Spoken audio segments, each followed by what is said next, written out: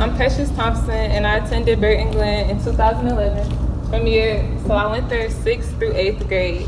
Now, I know she gave you like a good story of where I am now, but like when I was in 6th grade, I was bad. Like I was really bad.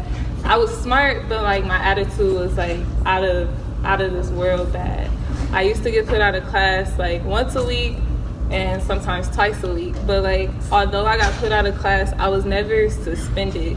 The teachers would put me out of class, talk to me, and then I would have to go talk to the assistant principal, and then I would have to go talk to the principal, and then they would send me back to class.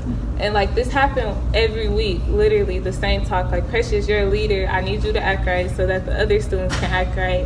And like, you're too smart to be acting like this, and if you want to go far, you have to change your attitude. Like I heard this once a week from 3 people every week.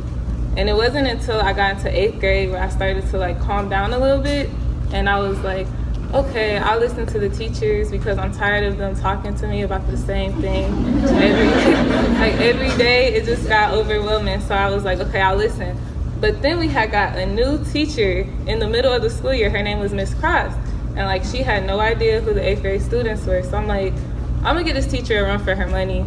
We're gonna be bad. Like the class was horrible. I was bad in her class like literally every day for like 2 weeks straight.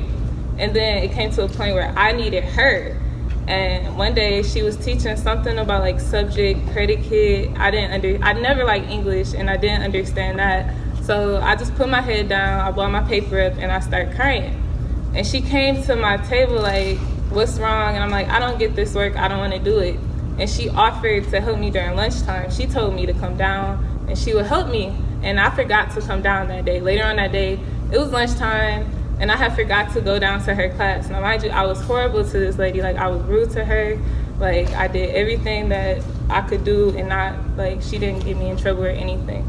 She came down to my lunch table, she grabbed me like, did you still wanna go work on this worksheet? I'm like, yeah. We went back to her classroom.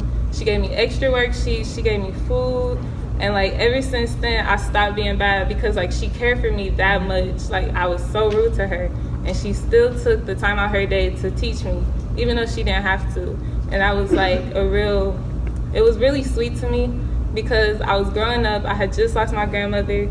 I was like, my attitude was really bad. I was becoming a teenager.